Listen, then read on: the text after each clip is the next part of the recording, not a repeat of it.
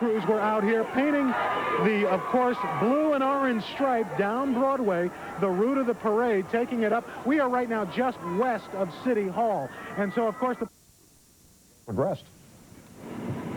Bottom of the first at Crazy Eddie's on Broadway. Even the cops are captivated, but too early for any sure bets. I hope the Mets win. They can do it. They got the magic. Top of the second, Boston, a home run. Again, it's early. Yes, that was a home run. That counts as 1 point. You think the Mets can pull it out? I don't think it's hopeless just yet. A piano bar, 2 blocks over, 2 more runs to Bo Sox. It's still early. Despite 3 runs, I still say the Mets are going to come from behind and beat Boston. Definitely. Amsterdam's on Amsterdam. 5th inning. Some are getting depressed.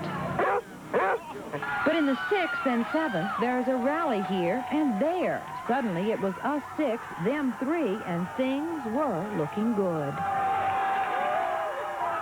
And after the 8th and the 9th, there was this. Connie Collins, News 4, Manhattan. Well, that enthusiasm you saw right there is apparently getting a bit out of control right now on Wall Street. David Diaz is on the scene for us. David? Yes, Chuck, what you see is really just a little bit of the result of the impatience. The fans had been waiting very patiently for some time, and then pressure from the back of the crowd, and suddenly the barricade started to collapse forward, people being surged forward, not of their own doing, being pushed from behind. The police rushed in, were able to contain it, but of course, as you can see, there's difficulty for the people who are in the front. There's not anywhere they can go. They're being pushed from behind. The cops are pushing them from the other direction. They're being good-natured about it, but it's just a little question of impatience and of just too many people trying to get a view. In fact, when you talk about people getting a view, if you can see that space is at a premium, you see people hanging out all the windows, the people who've been fortunate enough to have office windows along this parade route. There are even people all the way up on the top, the roof of that building. And we may have found out what delayed the parade, because only a few minutes ago, Ron Darling, the pitcher of the Mets, just came sauntering down Broadway, walking.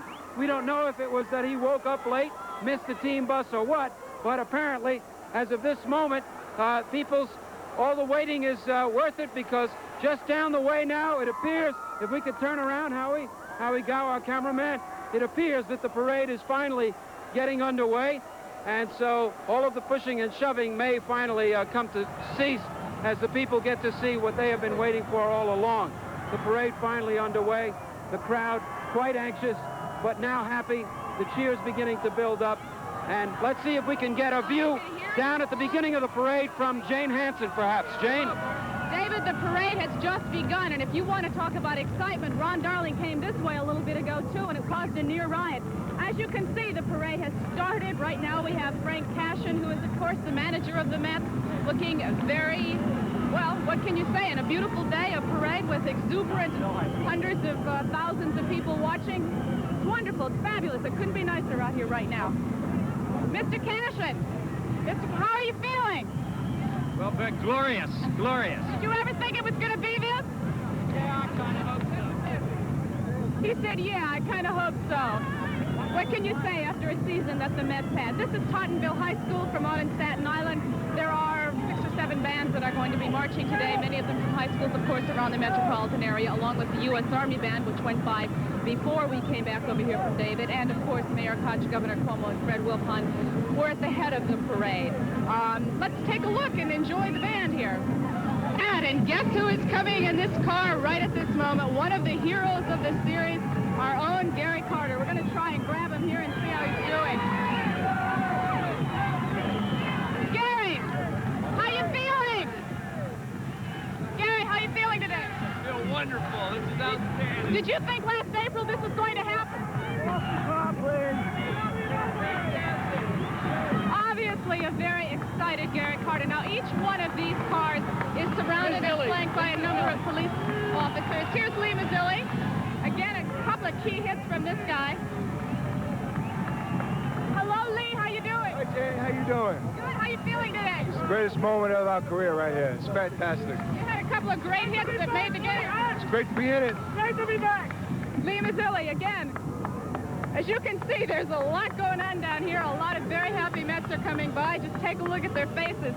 When the season began last April, did you ever think it would be like this?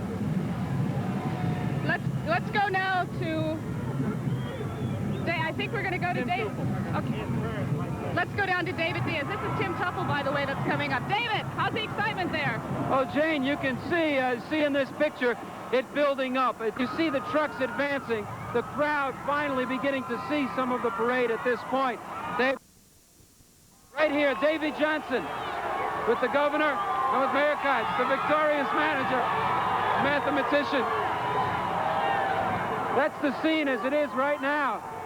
Up here, the parade well underway. I think we have Ellen Fleischer just ahead up at Maiden Lane. Ellen. David, the Mets mania is starting here. You can see the confetti pouring down, people leaning out the windows. The parade, however, has not yet arrived. The spirit certainly... Go, Mookie Wilson. Mookie, how you doing today? Mookie. Hi, Mookie, how you doing? Not bad right now. Not bad at all. When you jumped out of the way of the ball on Saturday night, did you ever think this would happen today? I do it all the time. That's why I did it.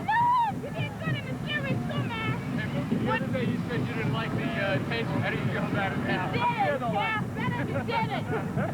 What are you going to do to celebrate after the parade? Go home, get some sleep.